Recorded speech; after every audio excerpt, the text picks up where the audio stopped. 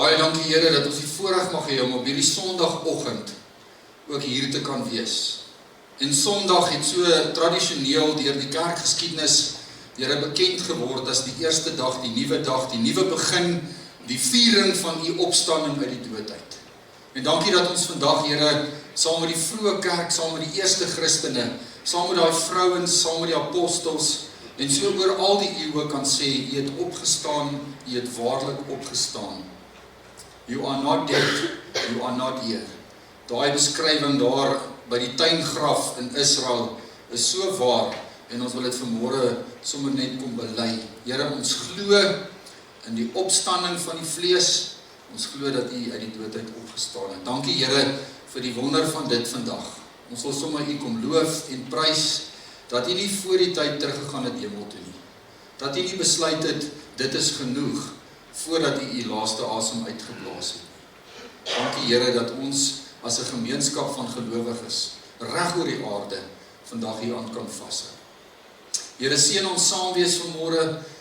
Ons wil vanmôre hier wees en ons wil vanmôre, Here, sommer net u naam groot maak, u aanbid en u loof en prys. En dan wil ons hier weggaan ook met warm harte, soos daai Emmausgangers. Want Here, as ons in u teenwoordigheid kom, dan word ons harte warm as ons hoor en luister en u Gees met ons besig is. Ons eer u vanmôre in Jesus se naam. Amen. Ek groet jou in die lewende God se naam, die Vader, die Seun en die Heilige Gees. Amen. Luister sommer wat skryf Paulus oor hierdie spesiale dag en ek wil graag daarmee begin, want ek dink die grootste probleem vir my en vir jou is om hierdie wonderlike gebeurtenis wat meer as 2000 jaar terug gebeur het, vir my en vir jou persoonlik te laat grondvat. Wie van julle was by die 1995 Wêreldbeker finaal op, nou is dit die Emirates Stadion in Johannesburg. Wie van julle was daar? Daar's een ou wat daar was. So ek het dit beleef tweedehands, ek het voor die TV gesit en dit gekyk. Nou as jy daar was, dan het jy 'n ander storie om te vertel as ek wat dit net op die TV gekyk het. Maar selfs al was jy daar, is dit 'n ander storie as die 15 ouens of die 24 of hoeveel hulle ook was, wat op die veld was en daai wedstryd gewen het. So ek kan vandag sê, ek is deel van die land wat die Wêreldbeker in 1995 en nog 'n paar keer daarna gewen het. Maar dit kan so ver wees, en dit kan so ver bly, en dit kan so min vir my as persoon eintlik in my eie alledaagse lewe beteken. Ek het nou die dag met François Pinaar gepraat, hy was hier by ons gemeente, toe sy pa se begrafnis hier gehou is. En as jy met hom praat oor 1995, dan praat hy met jou anders, as wat ek daaroor gesels. En die opstanding van Jesus is so 'n groot gebeurtenis. Maar ons was nie spesifiek daarin.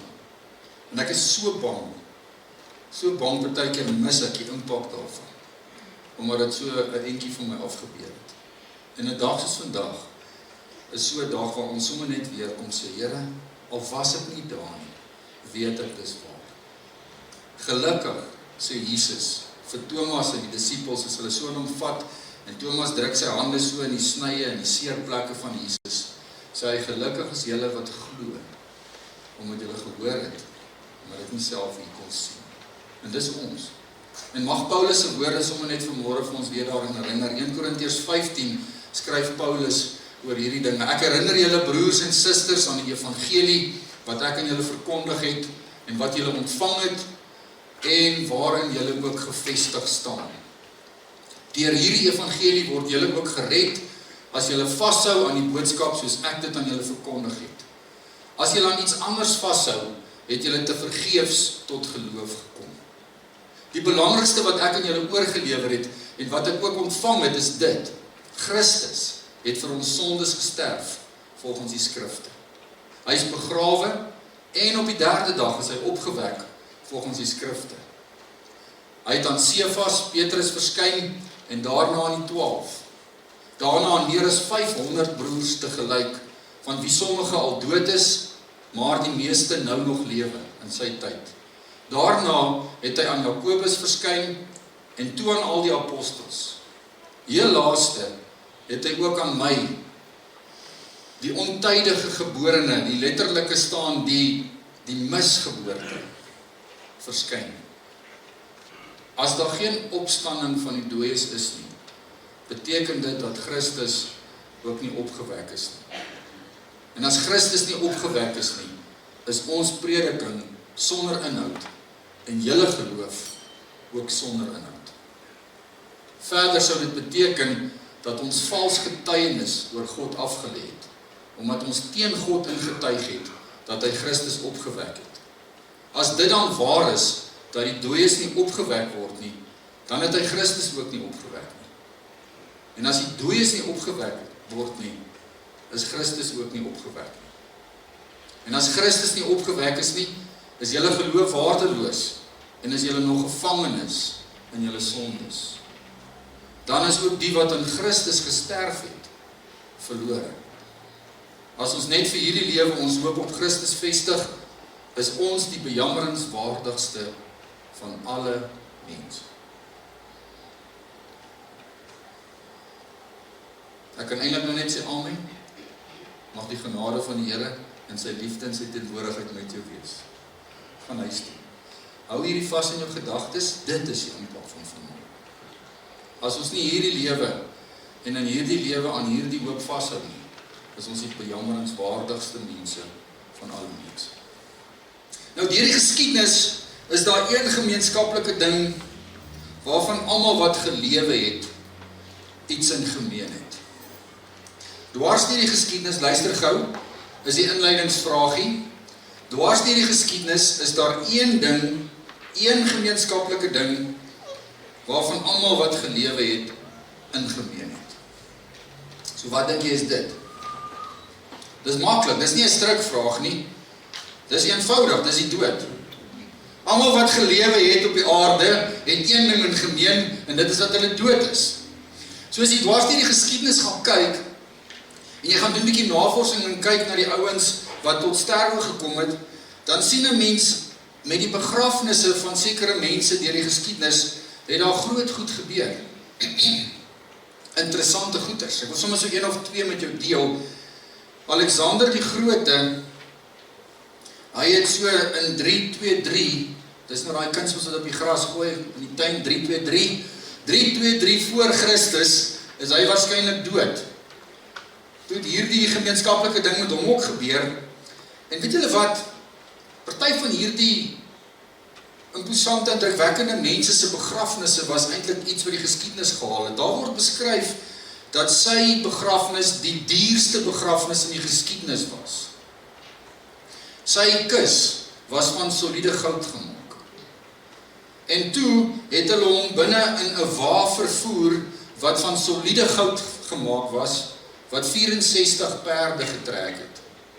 So dit was 'n enorme affære. Luister 'n bietjie hier. Hulle sê as dit vandag sou plaasvind, nou weet ek nie na die oorlog, voor die oorlog, waar die dollar trek nie, sou dit waarskynlik $500 miljoen gekos het. Sy begrafnis.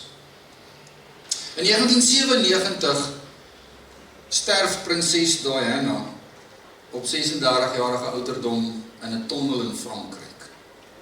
Ek kan onthou, ek was op watervalkampterrein met 'n kinderkamp. En ons het nog nie so verskriklike selfone gehad soos in daardie tyd nie. En iewers op 'n manier het daar 'n boodskap deurgekom wat sê Lady Diana is dood. Ek kon dit nie glo nie. Daar was so 'n morbiede stilte op daai kamp gewees. Die kinders het nie regtig 'n klou gehad waaroor dit gaan nie, maar die groter mense was almal damstrak gewees. Ons kon dit nie glo nie. Dit was hierdie prinses wat die wêreld eintlik beïndruk het. Op 36-jarige ouderdom is sy dood. Hulle sê die meeste mense nog ooit het na haar begrafnis gekyk, meer as enige ander persoon wat op TV gebeeldsend is. 2.5 biljoen kykers het haar begrafnisdiens gekyk. Het jy dit gekyk? Ja, ek het dit gekyk. Kan dit onthou? Kan dit onthou? Kan dit goed onthou? Weet jy wie's James Doohan? Julle ouens wat Star Trek fans is.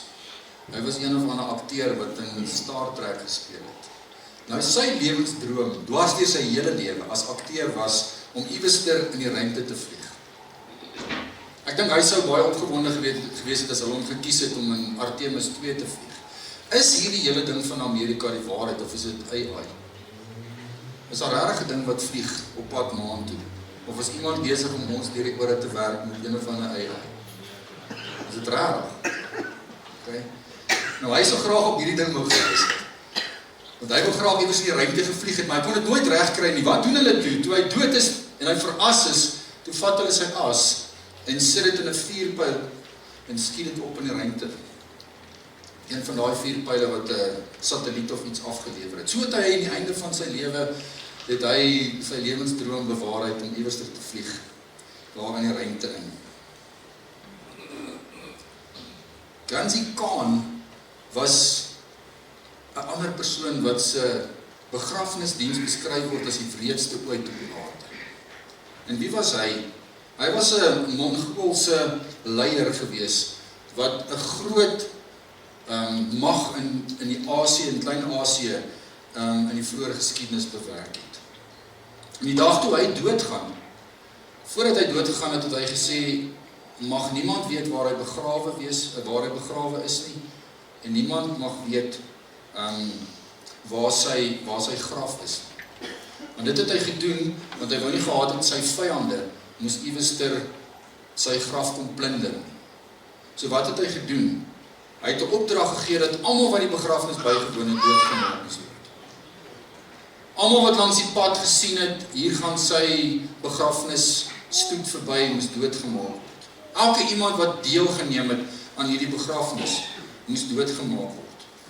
Want daardeur het hy geglo sal niemand ooit vir iemand vertel waar hy begrawe is sodat hulle sy graf en sy oorskot kon plunder. Die wreedste, bloedigste begrafnis in die wêreld. En so is daar 'n klomp begrafnisse en mense wat gesterf het.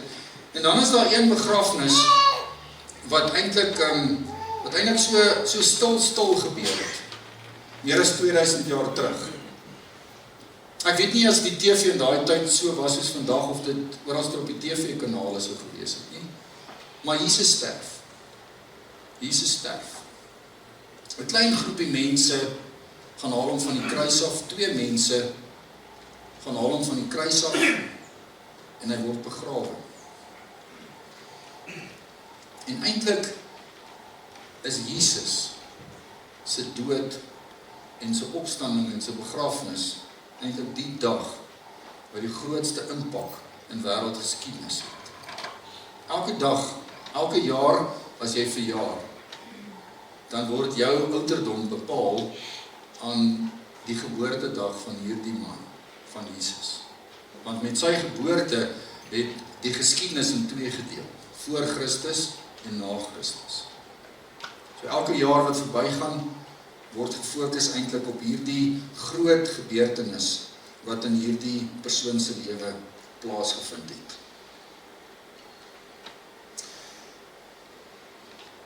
Jesus sterf in Johannes 19, lees ons dit, jy hoef nie saam met my te lees nie, ek gaan vanmôre so hier en daar lees. Julle onthou, Vrydagoggend, Lukas 22, vers 54, sit hy daar by die vuur, Petrus, en hy verloon vir Jesus 3 keer.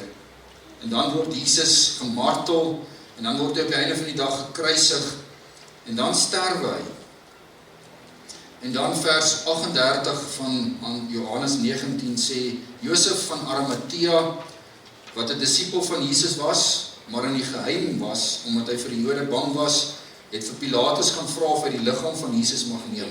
Pilatus het toestemming gegee, en Josef het toe gegaan, en hy het die liggaam van die kruis gaan afhaal. Nicodemus, die man in Johannes 3, wat een nag by Jesus kom sit het en gevra het, hoe word 'n mens wedergebore, het ook in daardie nag gekom, en hy het 'n mengsel van omtrent 50 liter mirre en alwyn gebring.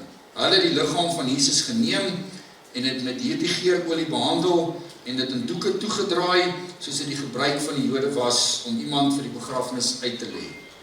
By die plek waar Jesus gekruisig is, was daar 'n tuin, en in die tuin 'n nuwe graf, waarin daar nog niemand begrawe was nie. En daar het hulle Jesus begrawe, omdat die Sabbatdag vir die Jode amper aangebreek het, en die graf daar naby was. En so sterf Jesus. En so raak dit die stil dag, en julle kan onthou, ek het Sondag, Vrydag vir julle gesê, gister was eintlik hierdie stil dag. Ons het by Petrus stil gestaan en ons gesien hoe hy vir Jesus verloon, hoe die haan gekraai het, en hoe hy daai kyk van Jesus, daai genade kyk van Jesus, om bitterlik laat huil het, en hy daar weg is. En dan lees ons niks van hom, wat hy gedoen het Saterdag nie. En dan vroeg die Sondagoggend in Johannes 20, lees ons, toe dit nog donker was, kom Maria Magdalena by die graf, en sy sien dat die klip van die graf weggerol is. Sy hardloop toe, en sy gaan na Simon Petrus en na die ander disippels toe, disipel vir wie Jesus baie lief was, en sy sê vir hulle het die Here uit die graf weggeneem, en ons weet nie waar hom nou begrawe het nie.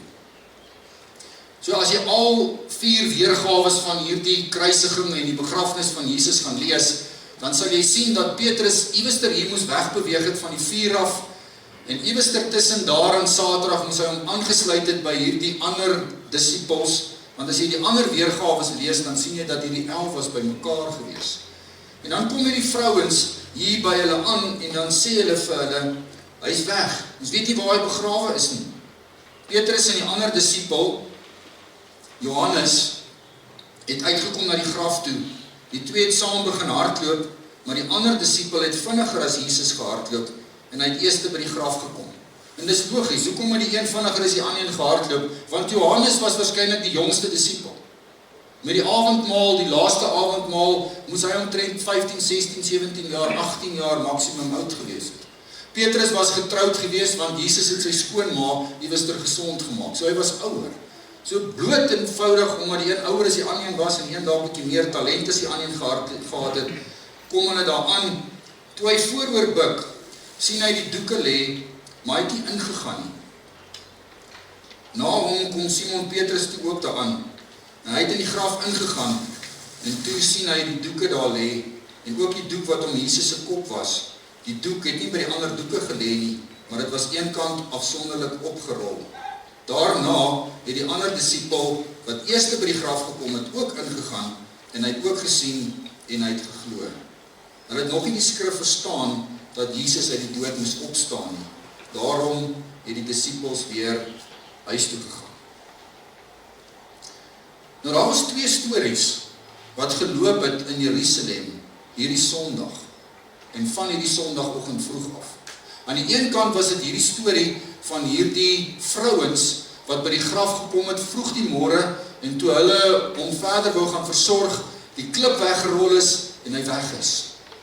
En hulle kom met hierdie nuus, kom hulle by Jesus aan, by die res van die disipels aan, en hulle 1 + 1 slotsom was, iemand moes hierdie ou gesteel het, of die tuinier het hom iewester gevat, en het hom elders gaan begrawe. En hulle kom ontstel daaraan, en hulle hardloop na die disipels toe met hierdie nuus.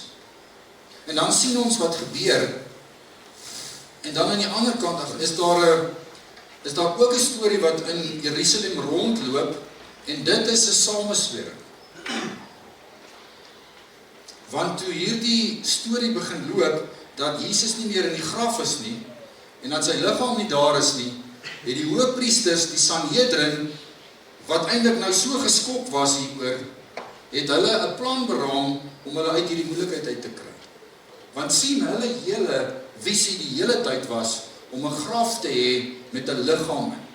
Want as daardie graf 'n liggaam ingehad het, dan beteken dit, hulle het hierdie bedreiging van hulle doodgemaak, en hy is uit die weg uitgeruim, en daar lê hy, en is verby, en hulle hoef nou nie meer oor hom bekommerd te wees. En die oomblik toe hulle die nuus skryf wat sê, die graf is leeg, storm hierdie ouens na die Romeinse regering toe van daardie tyd. Hulle praat eers met die soldate, en bied vir hulle 'n klomp geld aan, en sê, as julle sê, julle het aan die slaap geraak, en sy disipels het hom kom steel, dan sal ons vir julle die pad vorentoe gelyk maak. En ons sal sorg dat julle nie moeilikheid is nie. Maar hierso is nou die geld, en loop nou met hierdie sameswering, en loop vertel vir almal, dat dit is wat gebeur het. Dis die 2 stories, wat in Jerusalem rond lê. As die een storie waar is, van dat Jesus gesteel is, en dat hy dood is, en dat sy liggaam iewers elders begrawe is, dan wen die Sanhedrin, en eintlik die Satan. As dit nie die waarheid is nie, en Jesus het waarlik opgestaan en hy leef, dan wen God, en dan verloor die Sanhedrin. So die oplossing was hierdie sameswering gewees. En hierdie sameswering het so rondbeweeg in die dorp. En as ons nou vir mekaar vra, wat een van hierdie stories is waar? Wat die ene is die storie wat ek en jy vandag kan glo? Ons glo en ons sing, hy het opgestaan, hy het waarlik opgestaan, hy leef hier in my hart en ons glo dat dit waar is. Hoekom glo ons dit? Sommer net. Ek wil vanmôre begin deur sommer net vir jou 'n paar redes te gee, want as Jesus nie waarlik opgestaan het nie, dan was daar die kyk van Jesus na Petrus se kant toe, en Petrus se verloning van Jesus, die lewensstorie waarmee hy vir die res van sy lewe sou saamleef. Maar wanneer Jesus opstaan, en as hy regtig opgestaan het uit die dood uit, sonder enige twyfel, dan het die opstanding van Petrus, die leë graf, Jesus se opstanding, Petrus se lewe radikaal op 'n nuwe koers gesit. So die eerste rede hoekom ek glo met my hele hart, dat Jesus uit die dood uit fisies opgestaan het, en dat hierdie sameswering nie waar is nie, is omdat Jesus dit self van hom gesê het. En julle moenie dink hierdie goed is ou nuus in 'n nuwe koerant nie. Die betwyfeling, die sameswering van 'n fisiese opstanding van Jesus uit die dood uit is vandag net so relevant soos in hierdie tyd. Daar's vandag mense wat die fisiese dood van Jesus en die opstanding van Jesus wil vergeestelik en dit iets anderster wil maak as 'n fisiese opstanding. Waarom is dit so nodig dat ek en jy vanmôre hier moet uitstap op hierdie spesiale dag om te glo dat dit 'n fisiese opstanding was? Hoekom is dit waar om die woorde van hierdie vrouens te glo en nie die sameswering van die Sanhedrin? Omdat Jesus so gesê het. Voordat hy dood is, het hy vir sy disippels gesê, hulle gaan my vang, ek gaan dood wees vir 3 dae en dan gaan ek opstaan uit die dood. En hier gebeur dit. En omdat dit gebeur wat Jesus sê, kan ons dit glo. Dis een van die baie redes hoekom dit 'n werklikheid is. Kan julle onthou 'n rukkie voor die hoender gekraai het Jesus vir Petrus gesê, jy gaan my 3 keer verloon voordat die hoenderhaan gekraai het.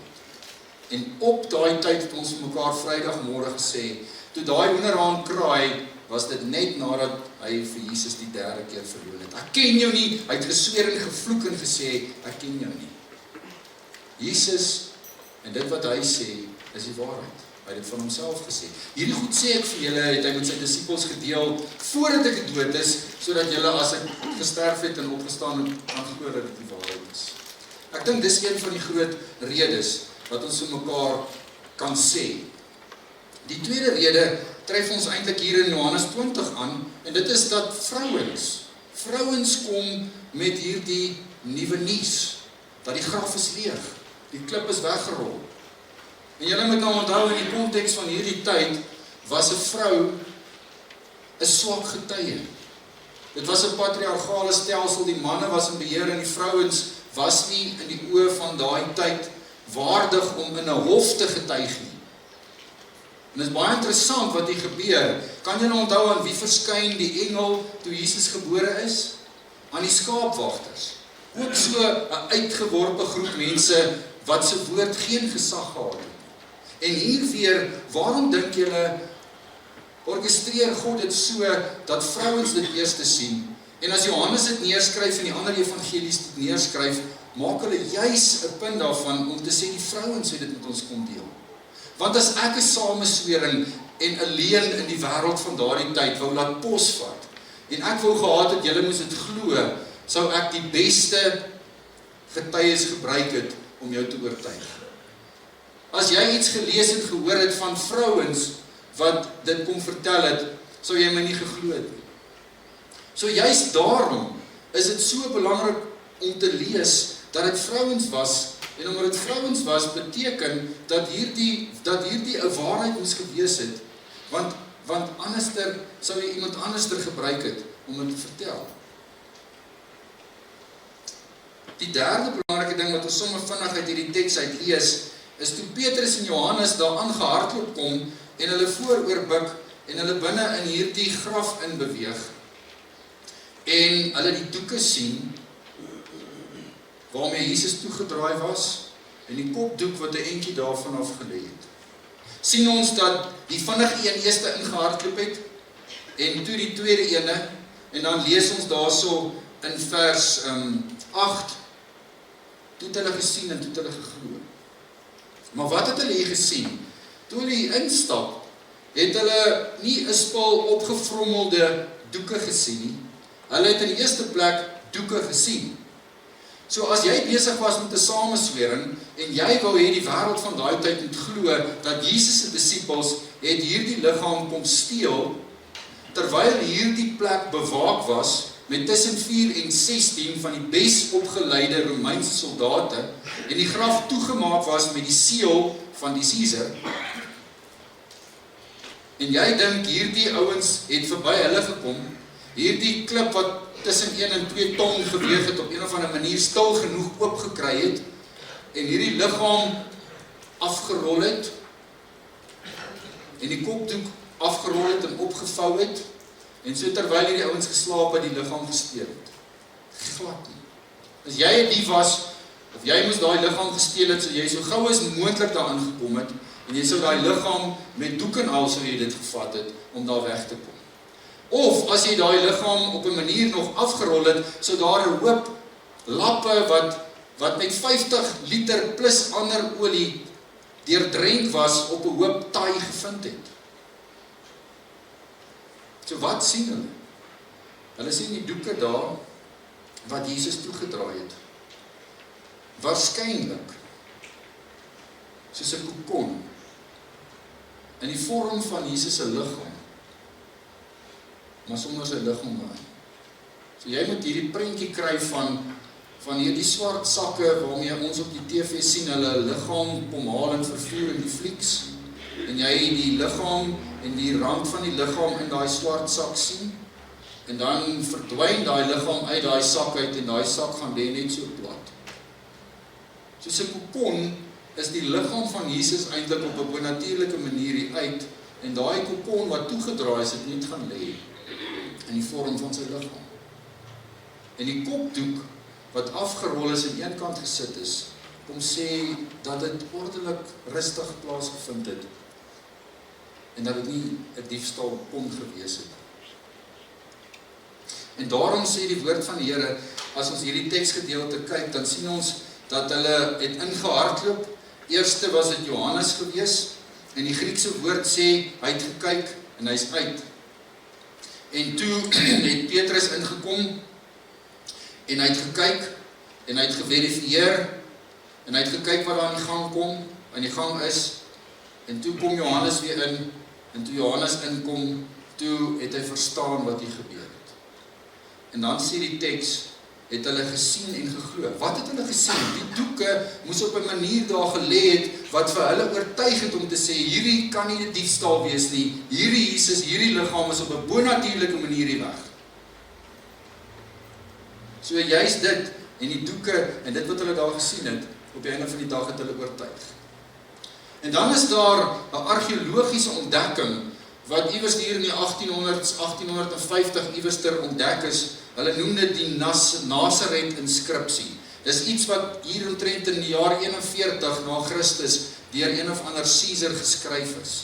En op daai inskripsie, op daai klip staan, as jy 'n graf plunder en as jy 'n geseëlde graf van 'n Romeinse leier of keiser plunder en die liggaam steel of iets daar binnekant uithaal, is jy strafbaar met die dood. So waarom is daai ding geskryf? Want ek dink die Romeine moes hulle self op 'n stadium ook verdedig het, want oral loop 'n storie rond wat sê, julle was onbevoeg geweest. Julle kon nie hierdie liggaam oppas nie. 'n Paar vissermanne het onder julle bewaking hierdie liggaam kom steel. En ek dink hulle tot op 'n punt gekom waar hulle sê, tot hier toe en nie verder nie. Ons gaan nie hierdie storie ons storie maak nie. Julle het 'n probleem met hierdie ou wat hier doodgemaak is en dan moet ons die pans vat. Dis nie ons onbeholpenheid nie. Daarom skryf hy hierdie deklarasie uit en sê, as iemand in 'n graf plunder, kan jy met die dood gestraf word om daardeur te sê, nee, dis nie die waarheid nie. Dis nie ons wat in die slaap geraak het en iemand het hom kom steel nie. Iets anders moes dalk gebeur. So daar's genoeg bewyse op die einde van die dag om vir my en vir jou te laat glo dat dit die waarheid is. Petrus en Johannes sien dit en hulle glo dit en dit is vir hulle die waarheid. En dan lees ons die teks verder en is so belangrik dat hierdie waarheid die waarheid moes wees. Want anders het dit vir Petrus niks beteken. Hierdie hele weggang van Jesus in hierdie graf was erg simbolies gewees. Baie mense praat van die kopdoek wat mooi gevou is en daar's 'n simboliese betekenis daaraan. Maar ek het al min in my lewe het ek gehoor dat ouens sê die graf en die plek waar hy gelê het met die twee engele aan albei kante laat 'n mens dink aan die blad van die ark van die verbond.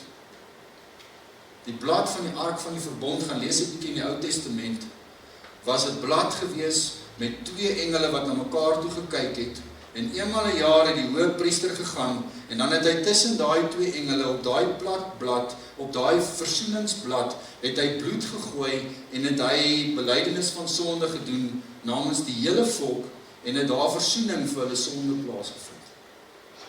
En is dit nie erg wonderlik simbolies mooi, as jy die vrouens instap, sien hulle wat? 'n blad, waar Jesus se liggaam gelê het, waar die doeke lê, waar die offer lê, nie bloed nie, maar die offer in persoon, tussen die twee engele. So 'n mooi teken van die versoening is finaal gedoen. Die versoening is gedoen, nie deur bloed nie, maar deur 'n persoon, Jesus Christus. En daarom slag ons nie meer diere nie. En daarom is ek en jy nie vandag meer besig met offers nie. En dan gebeur daar 'n wonderlike mooi ding, simbolies, terwyl hierdie vrouens in hierdie graf is, en hulle ontdek, maar Jesus is nie hier nie, hy het opgestaan, sê Paulus, dat Jesus se opstanding is die eerste vrug van 'n groot oes, wat deur die eeue ingebring gaan word. Terwyl Jesus hier uit die doodheid opgestaan het en die graf leeg is en die vrouens hier staan, is die priester in die tempel waarskynlik besig met 'n beweegoffer. Met die offer wat bekend gestaan het as die vrug van die eerste oes. En hy sou waarskynlik gars in die lug beweeg het en vir God dankie gesê het vir hierdie eerste oes en die belofte vir 'n groot oes wat nog ingesamel gaan word eersdaags op die lande. En terwyl hy in die tempel besig is met hierdie belofte van die groot oes wat ingesamel word, is Jesus uit die graf uit opgewek, staan hy fisies uit die dood uit, en is hy eintlik die vrug, die belofte van 'n groot oes, vir elke mens wat in Christus Jesus sterf, sê Paulus, staan nou op saam met Jesus, en sal die vrug van hierdie opgestaande, lewende mense vir ewig saam met God leef. 'n Klomp goed wat so gebeur in hierdie leë graf, die wonder daarvan. En omdat hierdie goed gebeur het, is Petrus se lewe radikaal verander. As hierdie graf nie leeg was nie, dan sou Petrus 'n sad story gehad het. En as hierdie waarheid wat ons vanmôre van mekaar afstof en in glo nie waar is nie, dan sou ons ook 'n sad story gehad het. Dis baie interessant, as jy nou net nog 'n hoofstuk aanlees, en jy kom by Johannes 21 uit, nadat Jesus aan die disippels verskyn het, nadat hy aan Thomas verskyn het, lees ons hierdie snaakse gedeelte van Johannes 21. En Johannes 21, ouens, help vir my en vir jou om die wêreldbeker en die oorwinning wat die wêreldbeker span in 95 beleef het, vir my persoonlik Marius, hier en nou prakties en relevant te maak. Johannes 21 help vir my en vir jou in 2026 om te sien wat is die effek van hierdie opstanding van Jesus vir gewone mense en vir jou en vir my in 2026. As Johannes 21 nie in hierdie Bybel opgeteken was nie, dan het ek en jy gewonder as ons in Handelinge begin lees het van hierdie Petrus wat preek en 3000 mense kom tot bekering, waar kom hy vandaan? Die laaste wat ek van hierdie ou gehoor het, was dat hy by die vuur vir Jesus 3 keer verloon het. Ek het gehoor hy het na die graf toe gehardloop en hy het gesien en geglo, maar daarna weet ek niks van hom verder nie. Ek weet dat hy iewers op 'n dag saam met die ander gesien het toe Jesus opgevaar het hemel toe. Maar hoe kan hy nou die leier van die kerk wees in Jerusalem? En hoe kan hy nou ewe skielik met soveel gesag en met soveel impak in die koninkryk van God besig wees? Jy sien, maar die genadige kyk van Jesus moes verder gegaan het. Dit moes ook die oop graf vir Petrus geword het. Want as Jesus nie opgestaan het uit die dood uit nie, dan was Petrus se lewe op die einde van die dag ook sinneloos. En dan gebeur in Johannes 21 'n interessante ding. Daarna het Jesus weer aan sy disippels verskyn by die see van Tiberias. Dit het so gebeur. Simon Petrus, Thomas, wat ook Didimus genoem word, Nathanael van Kana in Galilea, die seuns van Zebedeus en nog 2 ander disippels daar, het saam met Simon gaan visvang. 7 disippels gaan saam met Simon en hy gaan vang vis. Hulle sê ons gaan ook saam en daar gaan Simon Petrus en daar gaan hulle weer terug op die boot en probeer hulle vis vang. Nou 'n mens kan vir jouself vra, maar hoekom het Petrus dit gedoen? Miskien was hy een van daai ouens wat nie kon stil sit nie. Miskien het Petrus gesê, ek kan nie so sit en wag nie, ek weet nie wat gaan gebeur nie. Ek weet nie, die Bybel sê in 40 dae se tyd het Jesus baie met sy disippels gepraat oor hierdie dinge en oor die opstanding en toe sy weg, maar in daai tyd, ek dink hierdie paar eerste ure, het Petrus gesê, nee, ek is 'n busybody, ek gaan terug na wat ek weet ek ken en ons moet iewers eet. En daar gaan hy en daar gaan vang hy vis en hy vat 6 ander ouens saam. En dan is dit nie Johannes die skrywer hier wat hakkel of iewers geheue verlies het en dan herhaal hy iets wat al reeds gebeur het nie. Dan is hulle op die see en dan ewe skielik staan daar 'n man as die oggendson deurbreek en hy praat van die kantlyn af en hy sê vir hulle, het julle iets gevang om te eet? En dan skree hulle van die boot af, nee, ons het niks gevang nie. So wat doen daai arme ouens daar? Hulle bely eintlik in die openbaar teenoor hierdie man wat hulle nog nie mooi weet wie dit is nie. Ons het misluk. Ons is vissermanne, ons het die hele nag vis gevang, maar ons het misluk. Ons kan jou niks gee uit ons eie uit nie. En dan wat doen hy? Hy sê toe vir hulle, gooi die net aan die regterkant van die boot uit, dan sal hulle iets kry om te vang. Hallo? Onthou jy? Onthou jy? Die slim ouens sê 7.5 voet het in Petrus se lewe die verskil, die verandering gebring. 'n Skei in daai tyd was 27 voet lank en hy was 7.5 voet breed.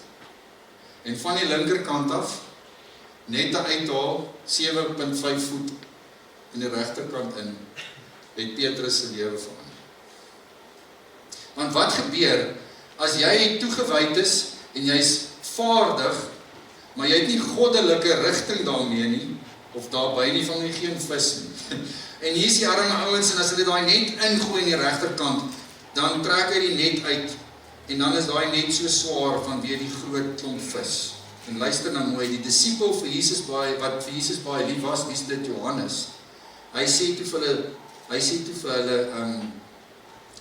vir Petrus, dis die Here daar. Dis die Here daar.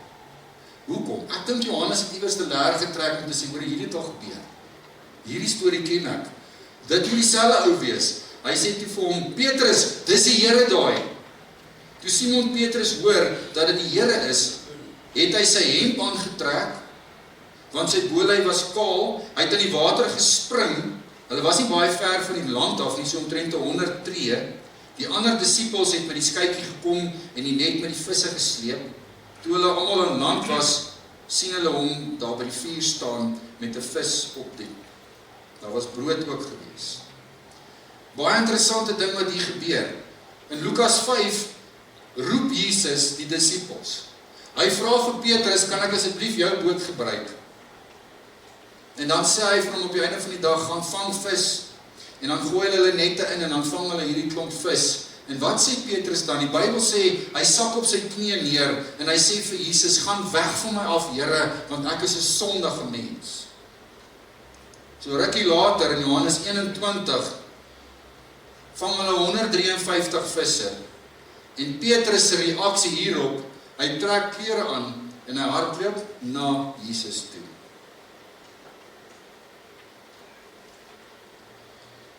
Mooi pad wat besig is om te gebeur, hier is restaurasie in Petrus se lewe besig. Die opstanding van Jesus is besig om grond te vat in hierdie persoon se persoonlike lewe. Dis nie iets wat 'n paar dae terug iewerster uit 'n graf uit plaasgevind het nie. Hier is die realiteit van dit besig om in hierdie ou se lewe grond te vat. Terwyl hulle so staan en Petrus na hom toe hardloop, vra Jesus vir hulle, of bring vir my van julle vis saam, wat julle nou net gevang het. En toe hulle so daar aankom, sien hulle hierdie vis, hierdie vuurtjie. Simon Petrus het in die skei geklim, hy het hom op die land getrek, vol groot visse, 153. Alhoewel daar so baie was, het die nette nie geskeer nie. Jesus sê vir hulle, kom eet saam met ons. Nie een van die disippels het so ver gekom om te vra, wie is jy nie? Hulle het geweet dat dit die Here is. Jesus kom toe en hy neem die brood en hy gee dit vir hulle en net so ook die vis. Dit was die 3de keer dat Jesus aan sy disippels verskyn het nadat hy die dood uit opgestaan het. Die opstanding van Jesus, die leë graf, is 'n treetjie verder van hierdie genadige kyk van Jesus. En hier gebeur nog 'n belangrike insident. Petrus word uitgenooi om ontbyt saam met Jesus te hê. En wanneer Jesus hierdie vuurtjie hier langs die see het, is dit 'n vuur wat van dieselfde brandstof gemaak is as die een wat daar in die binneportaal was waar hy gesit het en hom warm gemaak het. So waarmee is Jesus hier besig? In Lukas 22 verloon Petrus vir Jesus by die vuur. In Johannes 21 versoen Jesus Petrus met hom. En as die graf nie leeg was nie, en Jesus nie opgestaan het nie, dan was dit nie moontlik nie. Want dan was dit mos net nog iemand wat gesterf het. Maar hierdie opgestane Jesus nooi vir Petrus na 'n versoeningsmaal toe. En dit is baie belangrik, in die Bybelse konteks, in hierdie Midde-Ooste, as jy iemand genooi het om saam met jou te eet, dan beteken dit jy daardie persoon ten volle vergewe vir wat hy of sy aan jou gedoen het. So in hierdie restaurasieproses, in hierdie opstanding, in hierdie leë graf, verskyn hierdie opgestane Jesus aan Petrus. Hy nooi hom uit om by hom aan te sit, saam met hom te eet, en daardeur kom sê hy vir Petrus, ek het jou vergewe. Ek het jou vergewe. Dit wat jy aan my gedoen het, is uitgesorteer. Ek vergewe jou. Bring 'n bietjie van julle vis, en dan eet ons saam. Jesus het nie hulle vis nodig gehad nie. Hy het daai eerste vis in elk geval self daar neergesit en gemaak en die brood. Maar hy betrek hulle. Hy sê, ek het julle nie nodig nie. Maar ek verwag van julle om deel te neem. Om betrokke te raak in hierdie ervaring waarmee ons nou besig is. En dan doen hy hierdie interessante ding met Petrus, hierdie opgestane Jesus, wat uit die graf uit opgestaan het, ondervra vir Petrus in die openbaar. En wanneer hy besig is met hierdie ondervraging van Petrus, dan is hy nie besig om vir Petrus te verkleineer en uit te haal voor die ander mense. Hy is besig om Petrus te restoreer. Hierdie barmhartige kyk wat gesterf het in die kruis, het nie net vir Petrus se sondes betaal nie. Hy het uit die dood uit opgestaan as die vrug, as die eerste vrug, sodat daar ook nuwe lewe in Petrus se lewe kan plaasvind. Petrus het hom 3 keer verloon in die openbaar langs die vuur. Ek ken hom nie, ek sien deel van hierdie ouens nie. Hy het gevloek en gesê, ek ken hierdie ou nie. En hier kom Jesus, en dan doen hy hierdie bekende ding, wat ek en jy so goed ken. Die opgestane Jesus. Is spandeer tyd in Petrus se lewe. En wanneer hy so met hom besig is, dan vra hy vir hom 3 keer, lief, het jy my lief, het jy my lief. Want deur elke vraag en elke antwoord wil hy daai verloning van Petrus uitkanselleer en 'n streep deurtrek langs die vuur. Hulle het saam geëet en daardeur het Jesus vir hom gesê, ek het jou vergewe. Ek het jou vergewe daarvoor. Maar nou wil ek jou herstel. Petrus, het jy my lief? Daar's 4 woorde in Grieks wat vir liefde gebruik word. In Afrikaans het jy 1 woord vir roomys. En jy praat van roomys. In Afrikaans praat ons van liefde. En jy gebruik die woord liefde in verskillende sinne, in verskillende kontekste. In die Griekse taal het jy 4 woorde wat na die begrip liefde verwys. En julle, Jesus is so presies en hy is so God en hy is so op het en so op die oomblik. Hy staan op die regte oomblik uit die dood uit op. Hy vervul die beloftes. En dan hierna gebruik hy die Griekse woorde op so 'n doelbewuste, spesifieke manier om hierdie Petrus te restoreer. Hierdie Petrus wat hom verloon het, wat in sak en as was, is hy besig om op te tel. Hy het vir hom gesterf aan die kruis, maar hy het vir hom opgestaan uit die dood uit. Hy is besig om hom te restoreer tot 'n hele nuwe lewe. En die eerste woord is die Griekse woord, en jy kan dit alles vergeet, ek sê dit sommer maar net vir jou, dis storgai, dis die woord wat gebruik word vir familie, dis familietaal, dis empatie, dis wat ons met mekaar in die huis praat, ek is lief vir jou, jy is my vrou, jy is my man, jy is my kinders. En dan is daar 'n ander woord, wat in Grieks bekend staan as phileo, en dit is 'n broederlike, wedersydse liefde, met affeksie, met 'n gevoel in. En dan kry jy eros liefde, dis die romantiese, passievolle liefde. En dan kry jy die agape liefde. En dit is die liefde, die onvoorwaardelike, intellektuele liefde. Dis nie die liefde wat sê, ek voel vir jou lus om jou te help nie. Dis die liefde wat sê, my brein sê vir jou, vir my, ek moet jou hier help, jy verdien dit nie, maar ek gaan oor my gevoelens, en ek luister na my intellek, na hoe ek dink die regte ding is. En as jy nou hierdie woorde gebruik, en jy besef hierdie woorde, dan is Jesus hier besig, en dan sê hy vir Petrus, as hy hom so herstel, en as hy hom besig is om te restoreer, dan sê hy vir hom, Petrus, het jy my, in die Grieks of in die Afrikaans staan hierso, het jy my baie lief. So, in die Grieks staan daar, agape jy my. En as ou nou persentasies gebruik, dan is agape liefde 100% liefde. Nee.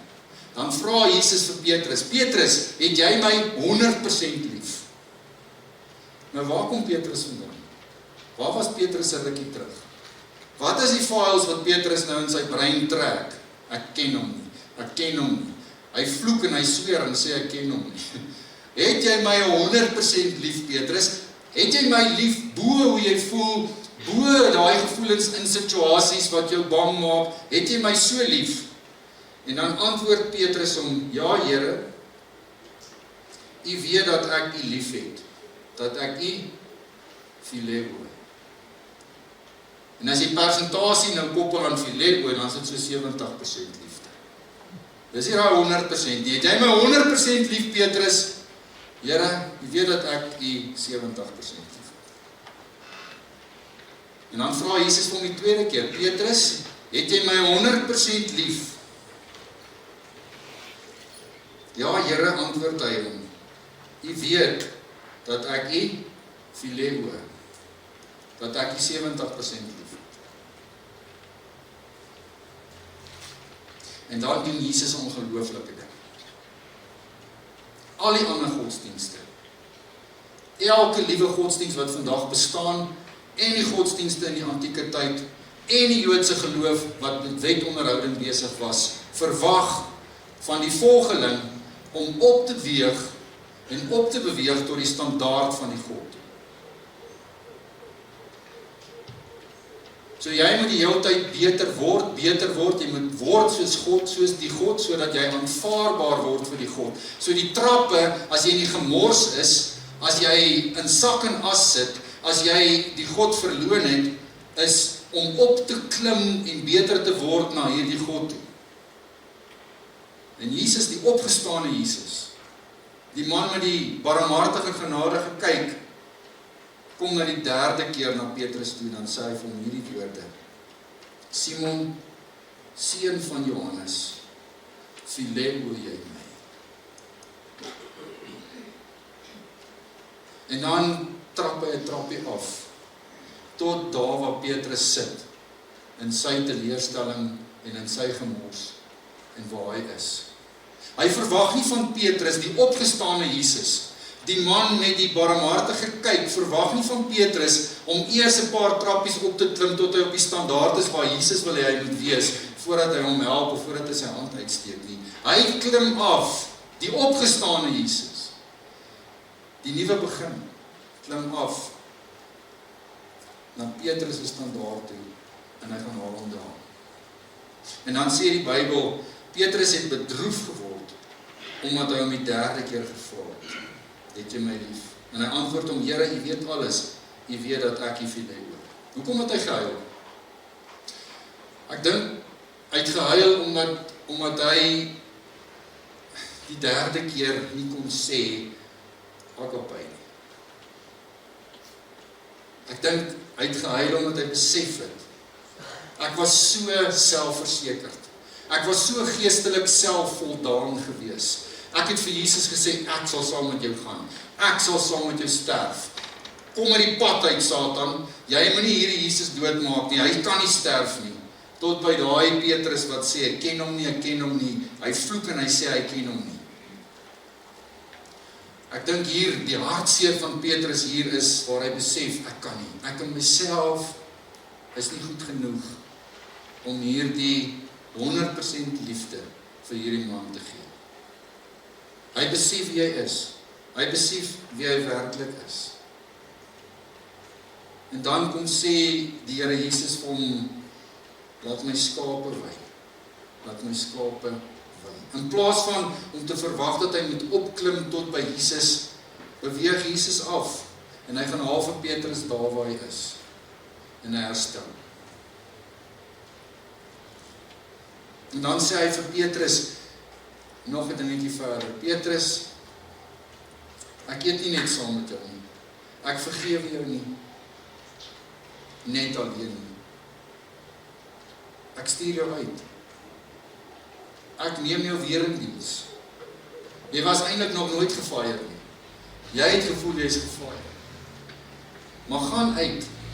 Jy gaan vertel die mense van my liefde. Ek gee vir jou hierdie opdrag. Gaan vang vis. Gaan vang vis. Maar meer as dit sê hy vir hom: Petrus, jy moet ook my skape laat wy. Gaan verder. Jy moet ook my skape voed. Jy moet vir hulle omgee. Jy moet vir hulle versorg. Jy moet hulle geestelik verder vat. En kan julle hoor hoe hierdie opgestane Jesus, hierdie Petrus, sy hele lewe verander. En hoe hierdie kyk Petrus lei en help om iewerster die Petrus te word wat begin praat het. En dan sê Jesus vir hom hier in die laaste verse, hy sê vir hom: dit verseker ek jou, toe jy jonger was, het jy self jou klere vasgemaak en jy het gegaan waar jy wil gaan. Maar wanneer jy oud is, sal jy jou hande uitsteek en iemand anders sal jou vasmaak en hy sal jou bring waar jy nie wil wees nie. Dit het Jesus gesê en daarmee het hy aangedui deur watter soort dood Petrus God sou verheerlik. En ek dink dit was seker vir my en vir jou as jy dit lees. Ja, wat se woorde is dit nou? Hier sien ek vir Jesus, hy's besig, die opgestane Jesus wat nie net vir my gekyk het nie, wat vir my gesterf het, wat my vergewe het, wat my herin diens neem, sê vir my hierdie woorde: Petrus, as jy oud word en jy is eendag oud, gaan hulle jou doodmaak en jy gaan sterf vir my. En jy weet hoe Petrus dood onderste bo gekruisig aan die einde van sy lewe. En ek en jy kan dink, maar Jesus, hoe kan jy dit vir die ou sê? Hierdie arme ou is nou net bietjie van die teels af opgetel. Nou verduidelik jy vir hom, hoe gaan hy eendag met sy lewe vir jou moet betaal? Daar hardloop Petrus weer. Ek sien in my gees, hoe kry Petrus 'n glimlag op sy gesig. 'n Stuk dankbaarheid en 'n stuk opgewondenheid in sy gesig. Nie omdat hy uitsien om onderste bo gekruisig te word en 'n marteldood te sterf nie, maar om te hoor, ek is nou jonk. As ek oud is, gaan ek met my lewe betaal vir hierdie man. Ek gaan hom nie weer verloor nie. Ek gaan hom nie weer verloor nie. Ek gaan vasbyt.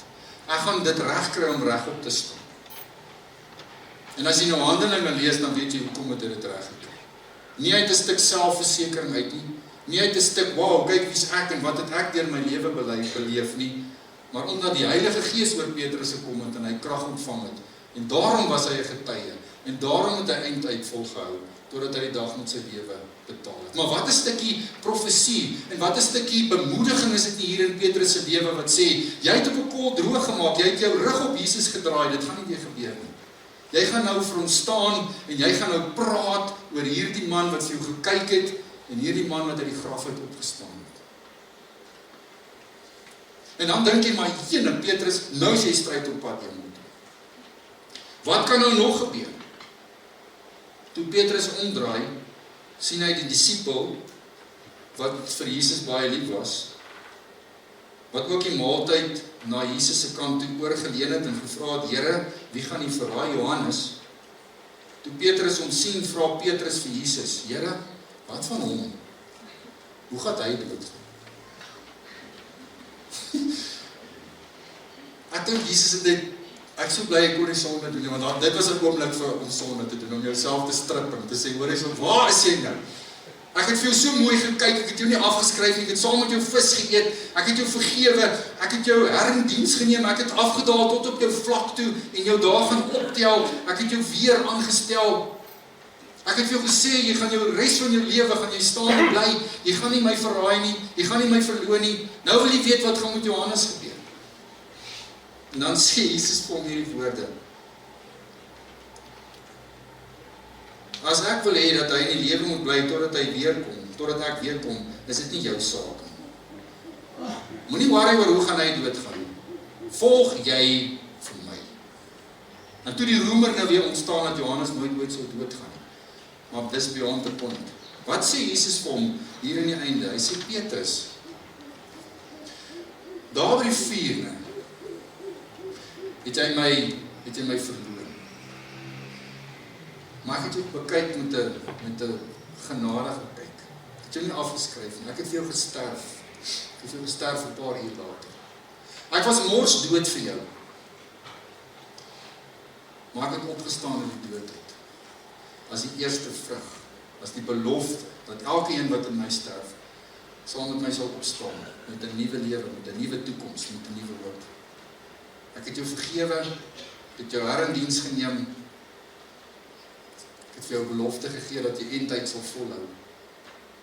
Moenie worry oor 'n ander ou se reis saam met my. Worry oor jou reis saam met my. Dis 'n individuele pad van restaurasie. Ek is met jou besig, Petrus, waar jy is en soos jy is. Ek het vir jou gesterf, ek het jou vergewe, ek het vir jou opgestaan. Ek is besig om te reis met jou. Johannes is 'n ander persoon, 'n ander lewe. Ek is besig om 'n ander reis met hom.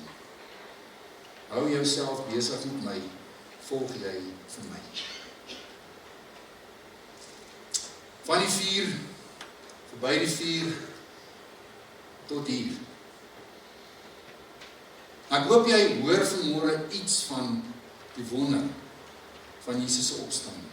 As hy dood was en nooit opgestaan het uit die dood uit nie, sou hierdie Petrus sy lewe 'n sad storie gewees het vir altyd. Omdat hy leef, kan Petrus kans sien vanmôre. Omdat Jesus opgestaan het, kan Petrus saam met hom opstaan. Saam met hom hierdie nuwe lewe leef. Omdat Jesus opgestaan het en hy glo dat Jesus opgestaan het, was Petrus bereid geweest om met sy lewe te betaal. Nie vir 'n sameswering nie, maar vir die waarheid. Dink jy 11 disippels sou hulle lewens gegee het vir 'n leuen wat vertel word? Dink jy so nie? Iewers sou een van die 11 uitgepop het. As jy nie vanmôre glo dat Jesus uit die dood uit opgestaan het nie, dan was elke begrafnis waar jy albei was in jou lewe 'n sad story. En die einde van lewe. As ons vanmôre op hierdie opstanding Sondag staan, dan herinner hierdie ryker ons aan Donderdag met Caroline se lewensviering. Toe sy gesterf het en ons haar lewe gevier het. As Jesus nie uit die dood uit opgestaan het nie, was Donderdag se begrafnisdiens 'n grap. Was elke geliefde wat jy al voor totsiens gesê het by 'n begrafnis in die dood vir ewig. Maar omdat hy leef, kan ons Donderdag sê, is daar nuwe lewe vir Caroline moontlik. Omdat hy leef, is daar lewe moontlik vir elkeen van ons se geliefdes wat sterf in Christus Jesus, wat glo in die opstaan en wat glo in die kruis. So waar is jy vandag? Jy moet hierdie wonder van hierdie opstanding moet jy by jou eie lewe laat grondvat.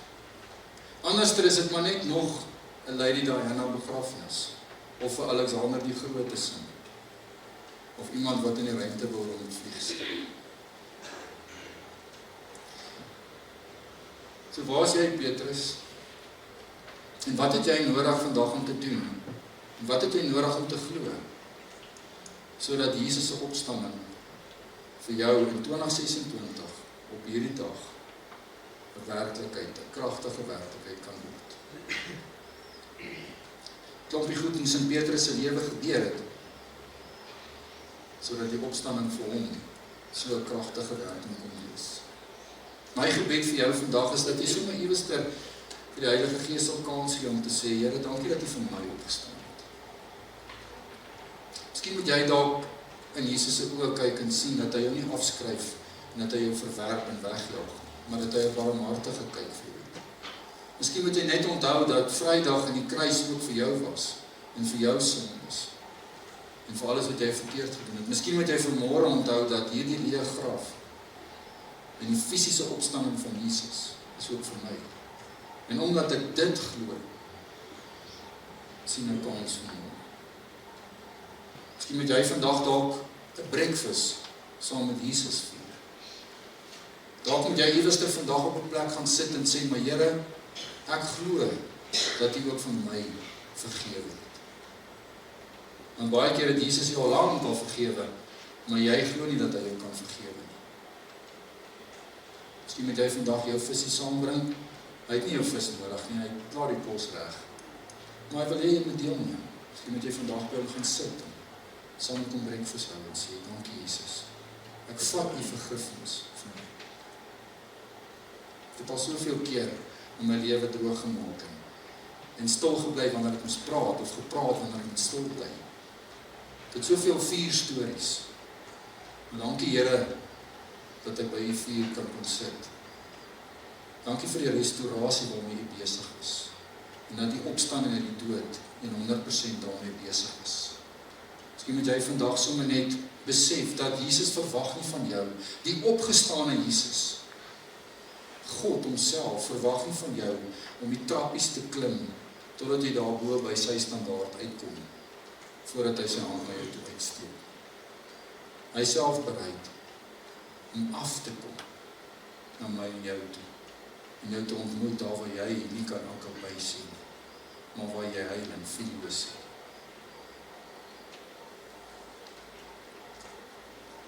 Miskien is jy bang, het jy al gewonder as die geweer teen jou kop kom of die swaard teen jou nek kom en jy moet Jesus afsweer of hom bely of jy dit gaan regkry. Gaan jy nie dalk in die steek laat as jy iewerster moet opstaan vir jou geloof. Miskien moet jy vandag hoor. Miskien moet jy vandag hoor dat uit jou eie uit gaan jy dit nie regkry. En wanneer die Gees van God in ons is en die Heilige Gees in jou is, ek en jy ook God se woord kan vat soos Petrus se woord, dat ons sal uithou en dat ons sal aanhou tot op die regte tyd. Nie op grond van wie ek is nie, maar op grond van God se krag wat in my is. Miskien moet jy jouself minder besig hou met die reis wat die Here met iemand anders besig is.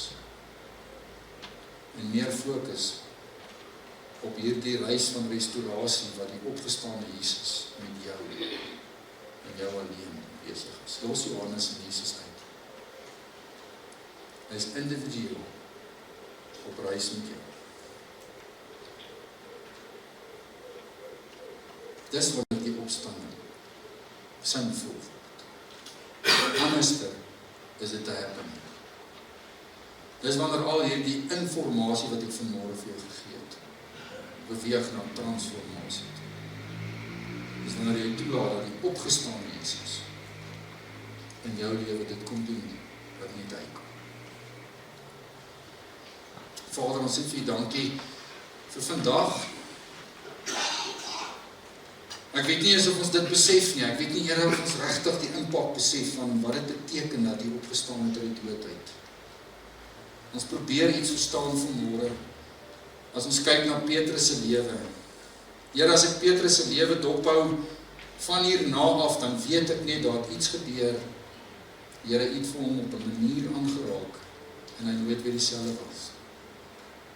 Here, dankie dat ons, as ons met die opgestaande Jesus paaie kruis, nie dieselfde kan wees. Dankie Jesus dat U vir ons gesterf het en betaal het, maar dat U ook opgestaan het vir my en vir elkeen van ons, as die eerste vrug, as die belofte, die bewys van nuwe potensiaal. Dankie Here dat ons saam met U kan opstaan. Dat ons vandag kan opstaan daar van die vuur in die binneplaas af. Daar langs die see waar ons so huil en so teleurgesteld is, Here, in ons liefde wat ons vir U het. Ons hand in die hand kan sit en die pad saam met U kan loop.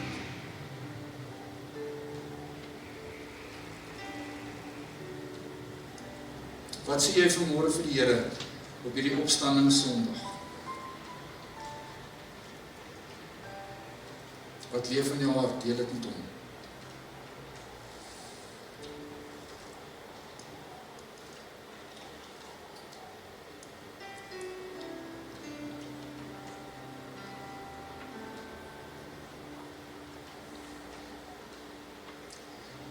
Jesus se opstanding het die wêreldgeskiedenis verander. Die opgestaane Jesus kan jou lewe verander.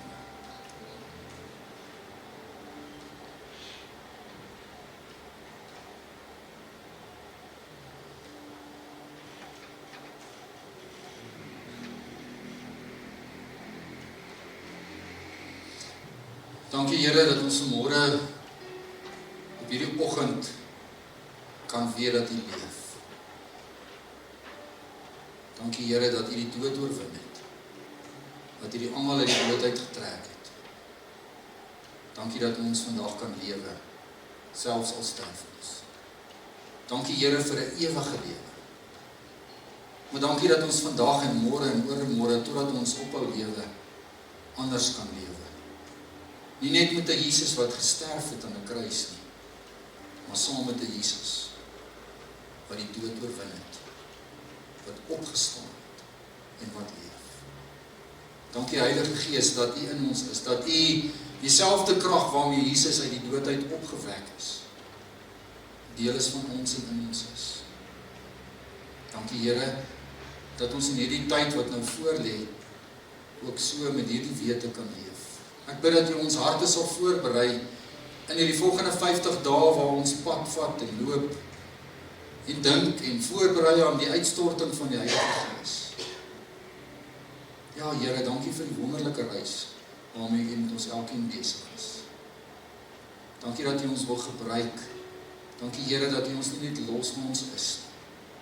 Dat U ons kom haal waar ons is, maar dat U ons optrek, Here, na waar U wil ons moet wees. Here, baie dankie vir U liefde vir ons lewens. Dankie dat ek kan deel wees.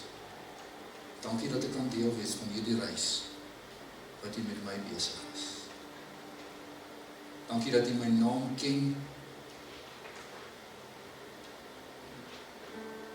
Dat U met my besig is elke dag.